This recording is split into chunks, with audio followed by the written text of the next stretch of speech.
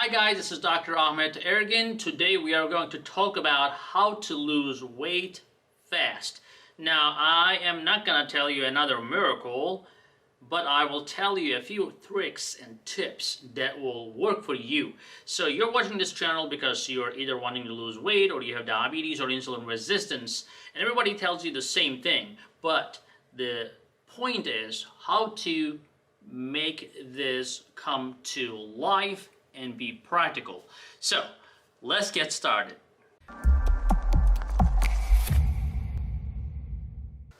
So guys, as an endocrinologist, as a hormone specialist, treating diabetes every day, helping people with weight loss, I get these questions all the time. When I tell people, hey, eat less calories, I get this blank face, on their face. I'm like, okay, let me just give you a little take some trips. So basically, you can have less calories, but here is one other tip. I would say don't make your own plate. When you make your own plate, it is hard to put less in your plate. We generally end up putting more, thinking that we are going to eat more. I'll tell you what, recently, like a couple days ago, my wife, I was busy. I'm like so busy I can't even sit down to eat. And thankfully she's very nice. She serves me food and she brought me some oatmeal for the breakfast. And then I looked at the plate, I was like, that's very little. Like, what the heck? This is nothing. Maybe she just confused. Maybe this is for my 1-year-old. But then I said, you know what? I'm busy. I'm just gonna eat it. So I ate it, and at the end of the plate, I was like, oh, I wish there was more oatmeal. But then I said, whatever, I'll keep working. And then guess what? An hour later, I was like, oh, I'm not hungry. I'm not really hungry anymore. I'm like, it's a good thing that she put less oatmeal in there. So actually, if you can get over that sensation that you're still hungry, your brain will catch up. Most of the time, when we eat, we don't feel hungry at least for 20-30 minutes after eating. And the problem is, in 20-30 minutes, especially in the United States, you can eat a lot of food. So it's best to have somebody control you.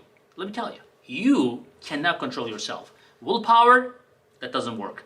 You have to control your environment. So if you think that you're gonna hang around the kitchen and keep eating, you're gonna go back to the pot and get more, don't eat in the kitchen. So try to eliminate all the clues and tips that reminds you of the food. So stay away from that. Have somebody take over for you if you do not have enough willpower. Using a smaller plate will definitely help. Because you cannot really overfill a very small plate, and you will realize that if you are not going to continue to eat, you will still feel full even after a very small plate. So guys, I'm going to talk about the fast food. Now, we talk about don't eat fast food, don't eat this, don't eat that. But the thing is, this fast food chains, they're always at a huge line with these drive-thrus. I'm like, what is going on with these people? So when I look at the videos on YouTube, they have all this watch time and people are watching, people are reading, but they're really not following what they are really watching. Well, the problem is, when you are rushing, when you are not prepared, you want something fast. That's why you're watching this video, how to lose weight fast, because you're looking for an easy way out. And in life, nothing works like that, honestly. So fast food is something you have to always say no. You should rather go hungry and skip a meal instead of having fast food, even if you're dying from it. Now, I would say go for something with no calorie beverage, some sort of tea, coffee, some sort of hot beverage that will make you full at least for a while until you can carry yourself until the next meal. But definitely, if you're gonna have a fast food, even a small portion of it is definitely poisonous. So do not attempt to have any fast food in your diet. Now, sometimes some people think that, oh, I'll go to the fast food restaurant, I'll just get some egg whites, so I'll just get a salad. I don't think so. Most people drive through and they start seeing all these fast foods that reminds them all that receptors are kicking in, the reward center that they remember from their past. Even if they didn't eat for a while, they're gonna be like, you know what, just one time, it's gonna be okay. I'll not do it again. So the best way is to avoid even driving to that restaurant. So do not go to McDonald's, do not go to Chick-fil-A, stay away from them at all times, even if you think that you can order something healthy. So another thing, guys, I'm gonna say no snacks, with an exception. So if you're having snacks and you're having 3 meals a day, that's not good. I mean, how can you expect to lose weight having snacks? Because those 3 meals will probably fill you up. Unless you're eating like a bird, you should not be having snacks. The only time I would recommend snacks is if you are skipping a meal and you're extremely hungry, you can grab a few nuts or something like that just to take the edge off. That snacking is okay. But if you are just having a lunch and having an afternoon snack, that's not okay. You're having a breakfast and having a 10 o'clock snack, that's not okay. So definitely, guys, no snacks if you're having regular 2 to 3 times a day. Now the next on the list is intermittent fasting, that has been very popular but very rarely done. It's popular in people's brains, but people say, you know what, the intermittent fasting sounds good, but can I do it once a month? I can do it once a month. And then it starts happening like once every other month and so on. So the problem with intermittent fasting is, it's not a problem, it's actually very doable and actually works. But people go full blown. They want to go for 16 hours, 20 hours fasting. Guys, you cannot do that. You cannot just go lift like 50 pounds, 100 pounds for your biceps the first day. You have to start slow. Ask yourself, how long can I go without eating? Can I go 4 hours? Can I go 6 hours? Can I go 8 hours? Depends on the person. So if you can go for 6 hours, try to stretch it a little bit. Try to do 8 hours and see what happens. And then after a few weeks, you can try to go for 10 to 12 hours. You can try to go 16 hours. Eventually, when you train yourself, you can actually go for up to 48 hours without eating, and you will not be even questioning food.